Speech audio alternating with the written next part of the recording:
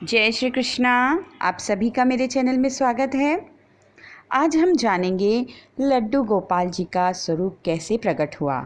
श्री कृष्ण जी के बाल स्वरूप लड्डू गोपाल जी हैं। इन्हें हम सब अपने घर में विराजित करके उनकी सेवा बाल रूप में करते हैं। पर क्या आप जानते हैं कि लड्डू गोपाल जी का यह स्वरूप कैसे प्रकट हुआ? तो आइए इससे जुड़ी हुई एक कथा सुनते हैं। आप बड़े प्रेम भाव से इस कथा को सुनिए। ब्रजभूमि में बहुत प्राचीन समय की बात है। श्री कृष्ण के परम भक्त रहते थे कुंभन दास जी। उनका एक पुत्र था रघुनंदन। कुंभन दास जी के पास बांसुरी बजाते हुए श्री कृष्ण का एक विग्रह था। वे हर समय प्रभु भक्ति में लीन रहते और पूरे नियम से श्री कृष्ण की सेवा करते। वे उन्हें छोड़कर कहीं नहीं जाते थे जिससे उनकी सेवा में कोई विघ्न न आए। पूरे दिन वह उनकी सेवा भाव में लगे रहते थे। उनके भोग शयन आदि सबकी बड़े अच्छे से सेवा करते थे। एक दिन वृंदावन से उनके लिए भागवत कथा करने का न्योता आया।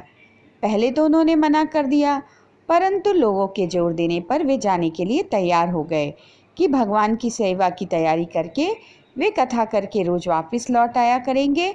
वह भगवान का सेवा नियम भी नहीं टूटेगा। अपने पुत्र को उन्होंने समझा दिया कि भोग मैंने बना दिया है, तुम ठाकुर जी को समय पर भोग लगा देना। और वे कथा के लिए चले गए।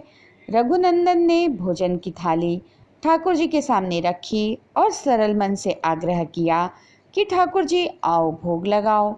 उसके बाल मन में यह छवि थी कि वे आकर अपने हाथों से भोजन करेंगे जैसे कि हम सभी खाते हैं।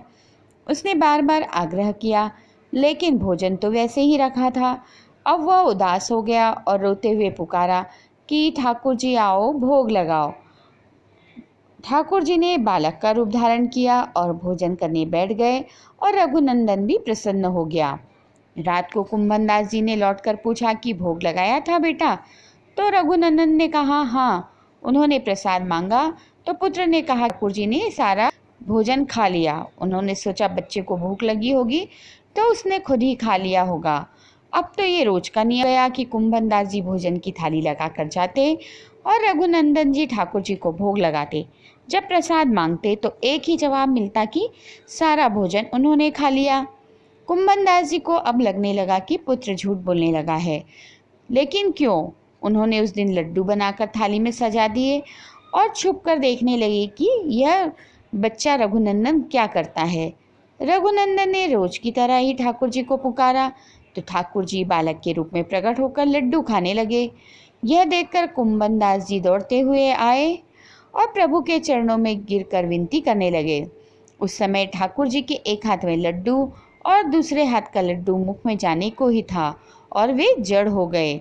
उसके बाद से उनके इसी रूप में पूजा की जाती है और वे लड्डू गोपाल कहलाए जाने लगे। तो आपने जाना कि कैसे हमारे कृष्ण भगवान कान्हा जी लड्डू गोपाल के रूप में प्रकट हुए। लड्डू गोपाल जी तो हैं ही भाव के भूखे। एक बच्चे ने बड़े ही प्रेम भाव से उन्हें भोजन के लिए पुकारा तो वे उसके पास प्रकट होकर उसके हाथ का भोजन करने लगे। तो बस आप भी बड़े मनोभाव से उनकी सेवा करिए, उन्हें भोग लगाइए। और भी सेवा जितनी भी गर्मियों में, सर्दियों में, सावन के महीने में आदि सेवाएं अलग अलग उन्हें दी जाती है। तो आपको इन सब की जानकारी चाहिए तो इन सब की वीडियो चैनल पर पहले से अपलोड है। आप लड्डू गोपाल जी की सेवा एवं लीला प्लेलिस्ट पे जाएंगे तो आपको सारी वीडियो की मिल जाएगी लिस्ट प्लेलिस्ट में, और मैं डिस्क्रिप्शन में भी दे दूँगी। तो उम्मीद करती हूँ आपको मेरा वीडियो पसंद आया होगा। आपको यह जानकारी भी मिली होगी कि लड्डू गोपाल जी कैसे प्रकट हुए, कैसे कृष्ण भगवान लड्डू गोपाल जी बने। वीडियो अच्छा लगे तो लाइक करें, फ्रेंड्स और फैमिली में शेयर करें। चैनल पर यदि आप नए हैं तो प्लीज़ मेरे चैनल को सब्सक्राइब करें। मिलेंगे नेक्स्ट वीडियो में, तब तक के लिए जय श्री कृष्णा, राधे राधे।